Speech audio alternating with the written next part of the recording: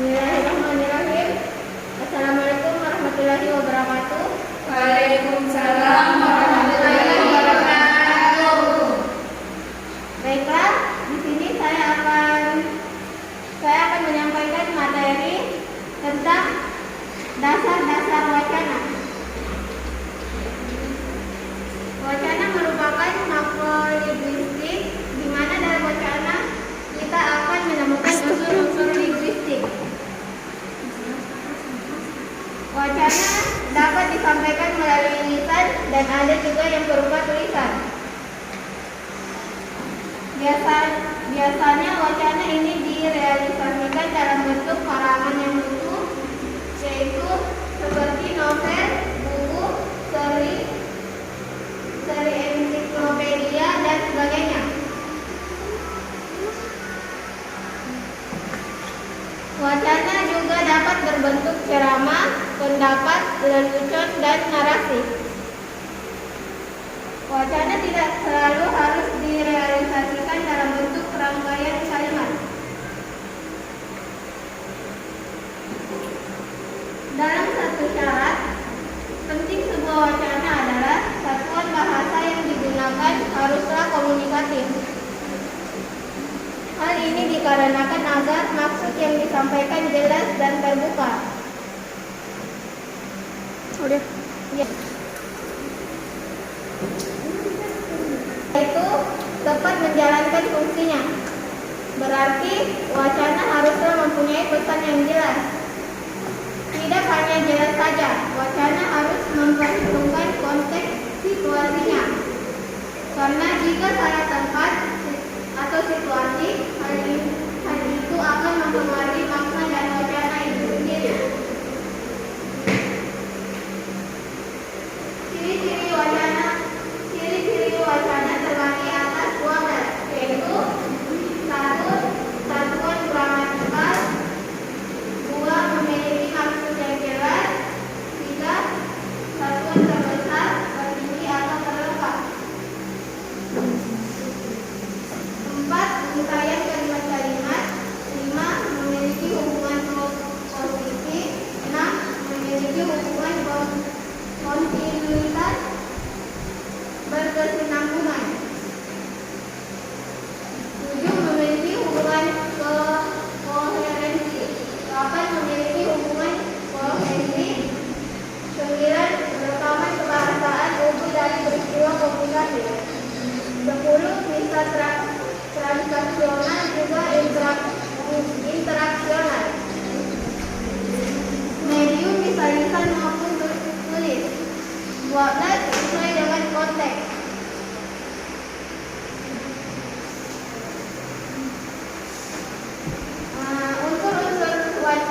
Unsur-unsur pembentuk wacana. Wacana berkaitan dengan unsur intralinguistik atau internal bahasa, dan unsur ekstralinguistik yang berkaitan dengan proses komunikasi seperti interaksi sosial atau konversasi dan pertukaran, dan pengembangan tema atau monolog dan paragraf. Jenis-jenis wacana berdasarkan pendapat Twitch pada tahun 1974 dalam Kusartanti dan Lauder 2008 tentang fungsi bahasa, wacana dapat diklasifikasikan sebagai berikut. 1. Wacana ekspresif. Apabila wacana itu bersumber pada gagasan penutur atau penulis sebagai sarana ekspresif seperti wacana pidato. 2. Wacana fatis. Apabila wacana itu bersumber pada saluran untuk memperlancar komunikasi seperti wacana perkenalan dalam pesta. 3. Wacana informasional. Apabila wacana itu bersumber pada pesan atau informasi seperti wacana berita dalam media massa. 4. Wacana estetik. Apabila wacana itu bersumber pada pesan dengan tekanan keindahan pesan seperti wacana, puisi, dan lagu. 5. Wacana direktif. Apabila wacana itu diarahkan pada tindakan atau reaksi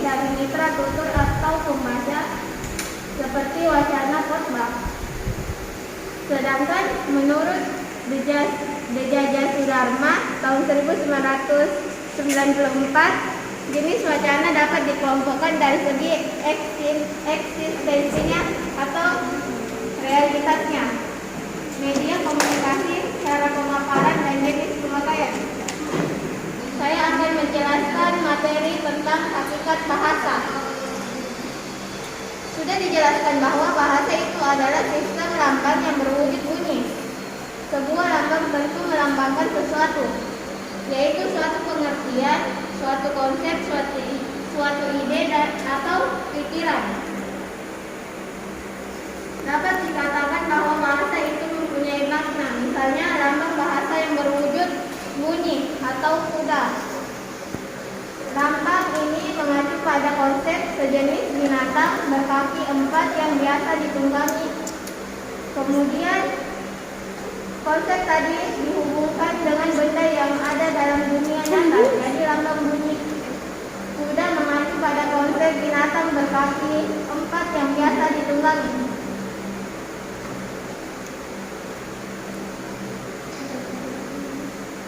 Lambang bunyi kuda mengacu kepada benda konkret di alam nyata, tetapi lambang bunyi agama dan adil tidak mengacu kepada benda konkret. Lebih umum dikatakan lambang bunyi tersebut tidak mempunyai referen atau tidak punya rujukan.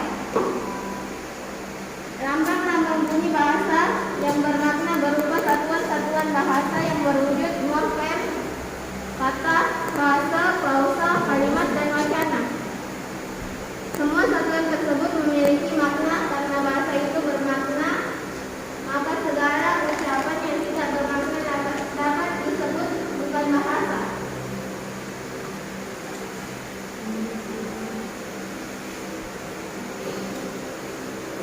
Bahasa itu arbitrar.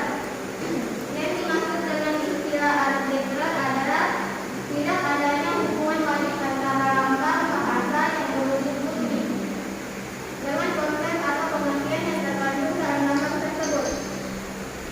Contohnya antara kuda dengan yang dilambangkannya, yaitu sejenis binatang berkaki 4 yang biasa ditunggangi. Yang kedua yaitu bahasa konvensional. Penggunaan suatu lambang untuk suatu konsep tertentu bersifat konvensional, artinya anggota masyarakat bahasa itu mematuhi konsepsi pada lambang tertentu digunakan untuk mewakili konsep yang diwakilinya. Misalnya, binatang berkaki 4 yang biasa ditunggangi yang secara arbitrar dilambangkan dengan bunyi kuda, maka anggota masyarakat bahasa Indonesia.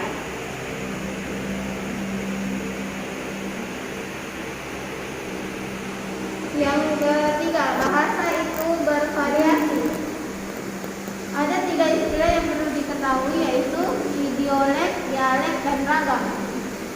Idiolek yang adalah variasi atau ragam bahasa yang bersifat perseorangan, karena setiap orang mempunyai ciri khas bahasa masing-masing itu.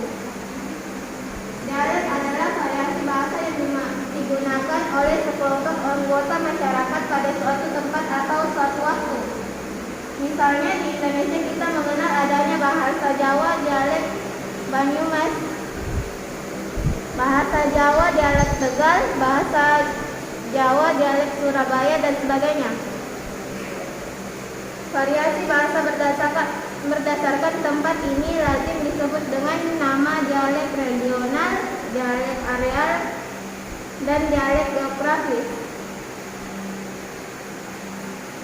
Yang keempat, bahasa itu identitas suatu kelompok sosial. Di antara ciri-ciri budaya yang ada, bahasa adalah ciri-ciri pembeda yang paling menonjol, karena lewat bahasa tiap kelompok sosial merasa dirinya sebagai kesatuan yang berbeda dari kelompok lain. Dalam kelompok tertentu, orang menganggap bahasa sebagai identitas sosial lebih penting daripada bahasa sebagai sistem. Misalnya, bahasa Cina menggambarkan perilaku orang-orang Cina atau sebagai ciri bangsa Cina. Mungkin juga bahasa Indonesia merupakan identitas dari bangsa Indonesia. Baiklah, itulah materi yang dapat saya sampaikan. Lebih dan kurangnya mohon dimaafkan. Billahi fisabilillah, wassalamualaikum warahmatullahi wabarakatuh.